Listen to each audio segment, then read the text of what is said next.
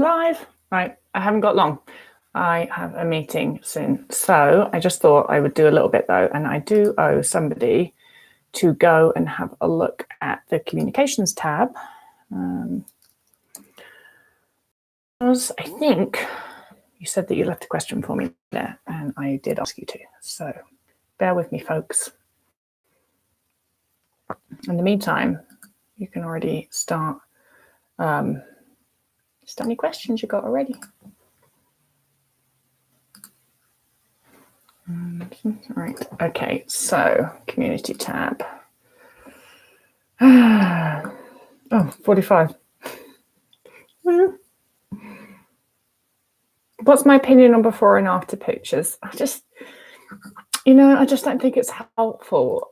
I do think that for those people that are just have done well, and they're like, it may be gratifying for oneself to look at before and after and go like, fuck yeah, I've done really well.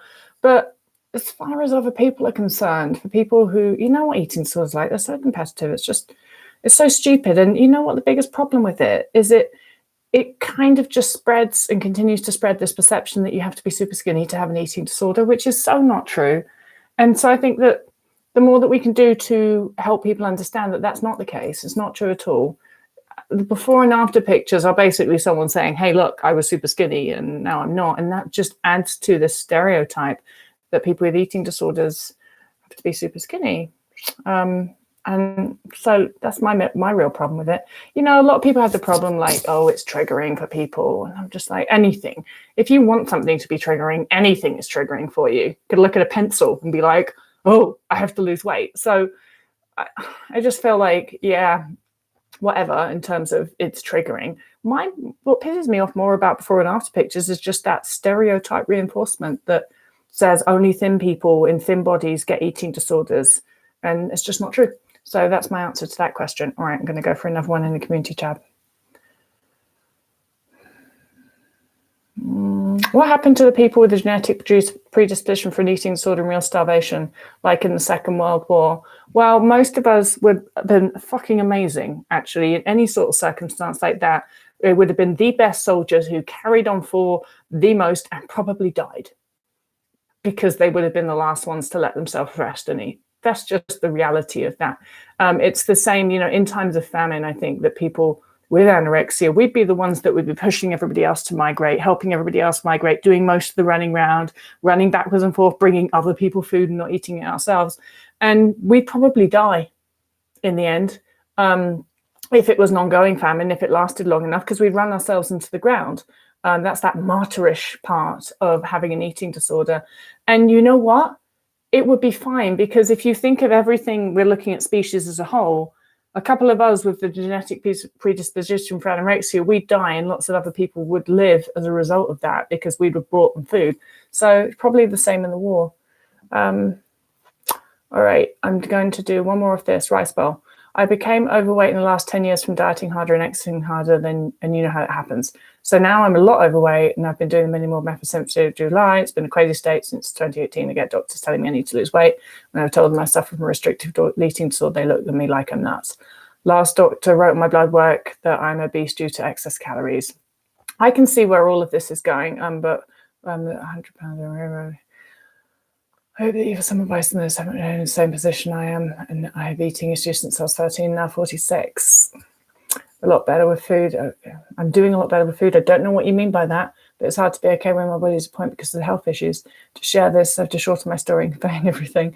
Okay, my advice to you is the same as my advice to anybody else. I don't care what your weight is. Restriction is not going to make you happy or healthy, and it's not helping. And the more that you restrict, the more your body is going to act as if you are in resource scarcity. And our different bodies react differently to what they believe to be resource scarcity. And some bodies lower metabolism and try and store more fat because they hibernate more than they migrate. Whichever way it is, you have an eating disorder. So restriction is not going to make you happy or healthy. And I know that you're afraid of gaining weight because you have an eating disorder. And that's still something that you have to overcome as much as anybody else with an eating disorder does, that fear of weight gain. You have to learn to trust this body, and you have to learn to respect the choices that this body has made to keep itself safe from the restriction that it has been through, the starvation it's been through. All right. Okay. Oh gosh, lots of questions. Erin, hey Tabitha, how do you deal with the fear of developing binge eating disorder? Will giving into extreme hunger lead to wiring your brain to even beyond to nutritional rehabilitation? Give your body and your brain some respect. Like, giving into extreme hunger will just mean that you start actually saying, oh, hey, body, I'm just going to respect and listen to you and do what you said. And why don't you just stop overthinking it all? Oh, it's going to lead to wiring my brain to overeat. Like, how stupid do you think your body is? Yeah, your body's just going to overeat forever, whether it needs to or not. It's not. It wants to eat because you're starving it. So maybe if you stopped, you might actually be a lot happier if you started listening to your body rather than sitting there like you obviously are, thinking that your body is an imbecile. Your choice. I know that was a pretty short answer, wasn't it? Stop it. Don't treat your body like it's an idiot. Oh, come on, Erin. You know better than that. All right. I'm still trying to look at this community tab, and I think I missed somebody near the top. Eleanor. How to deal with lack of motivation to recover when you've been sick for so long that you've lost hope and feel lost as to what your life should look like, will look like, when you're so isolated and got used to it that you no longer like being with others. Shit, yeah, I know.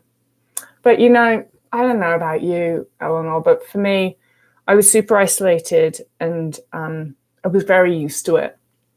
And I was comfortable in it because, and the main reason I was comfortable in it is because if there's nobody else around, there was nobody else to distract me from doing my stupid, disordered, fucked up routines every day.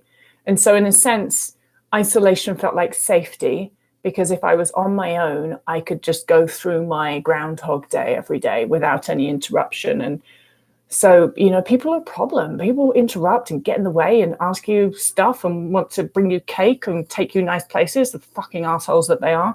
And I didn't like that when I had an eating disorder. It was like, no, people just distract me from my mission of being anorexic and having no life and having Groundhog Day every day and doing my stupid routines that mean nothing to anybody else other than me. And even when I felt like that, because I honestly, there was a long time in my life when the most important things to me in my life was my stupid routine, doing that every day without interruption. But even then, I was both kind of threatened by the presence of people because that threatened that routine. I was still lonely, you know. I still felt safer when people weren't around. And I was still lonely and I was unhappy. And I think I've said quite frequently that it was, in the end, it was the loneliness that forced me into recovery, that made me, it was the loneliness of realizing this is my life and I'm just going to get older and still be doing this and life is passing me by. And not even so much like the experiences of life passing me by, but just the experiences of having friendships and people and all of that passing me by. That was really what got to me in the end. That is what pulled me. I don't know what it did, but honestly, it made me so depressed that I wanted to kill myself. And then I just decided, well, fuck it, I'll just eat then. And I did. But I never want anybody else to get to that point. But I do think it's important that we don't mistake feeling safe and protected in our eating disorder. We don't mistake that for happiness and freedom, because they're not the same thing. They're really not the same thing. In fact, they're like the opposite of thing. Eating disorders give us like Stockholm syndrome, when we're just too scared to leave the thing that's not allowing us any freedom. I feel that's exactly what the problem is and can be. And just because you can't remember what it was like to have freedom, God, that's no reason not to try and get it, don't you think? That would be insane not to try and find freedom and happiness just because you don't remember what it felt like. But ultimately, Eleanor, this will be your life unless you're brave enough to make a change, won't it? And nobody else can do that for you. And there's not going to be one single day that feeling that brave feels easier or more difficult than another. It's always going to feel difficult to be that brave. And one day you're just going to have to make the decision to do it. And just for anybody else that's wondering, no, social media doesn't count as friends. All right. Shit, I've got to go in a minute. Wait a minute. One more.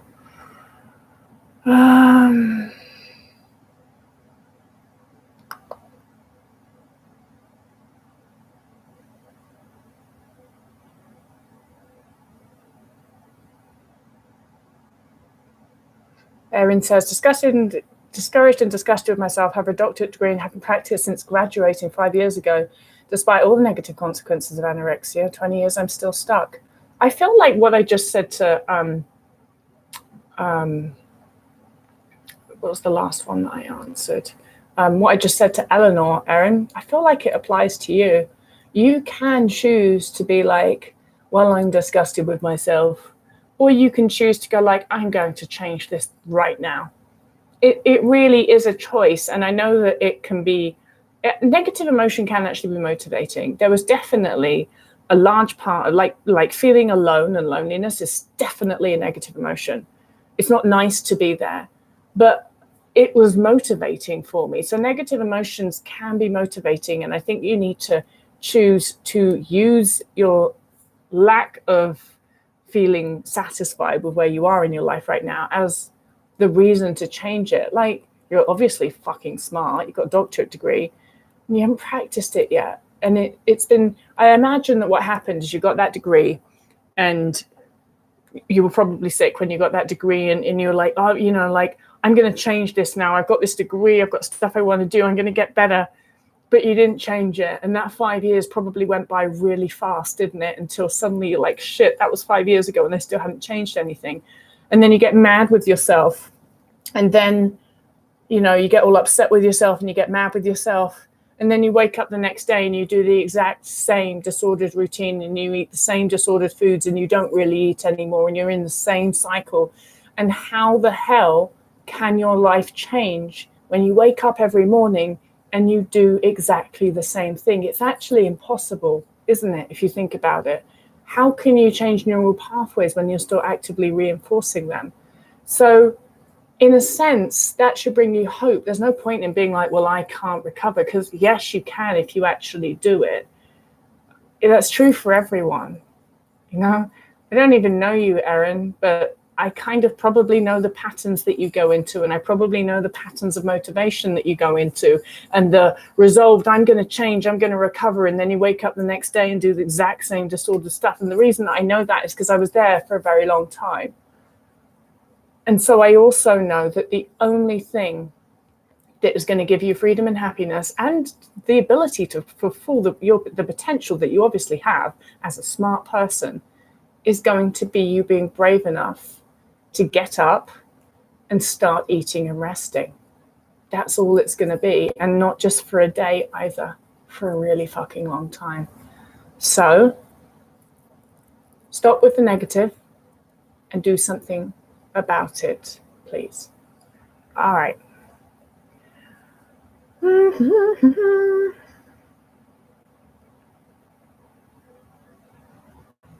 All right. How do you tell yourself you need more calories? Everyone keeps saying, I don't, you don't need to tell yourself that you need more calories because you're evidently hungry, Kaylee. Otherwise, you wouldn't have written that question if you weren't fucking hungry, would you? So you don't need to tell yourself you need more calories. You need to trust and listen to your body and understand that if the question is even coming into your head, how many calories have I eaten and can I eat more calories, and any calorie questions whatsoever, even if that is just coming into your head just all, guess what that is? That is mental hunger. And it means you're hungry and it means you need to eat. So the good news is you don't have to justify, you don't have to think about it, you don't have to do anything. You've just got to listen to your body. And if you are thinking about food or calories or anything like that, that is mental hunger and you need to eat. And you really can allow it to be that simple. You can choose to allow it to be that simple. And you know that you can, and you know that you can eat more. And I know that that scares you, but you're going to have to be brave and you're going to have to stop asking the questions and looking to other people and asking other people how many calories that they think you should eat. And you're going to have to start just doing that simple and bloody wonderful thing of going, fuck it, I'm going to listen to my body because I'm fucking hungry and I need to eat. And with that, I gotta go. Love you guys. Bye.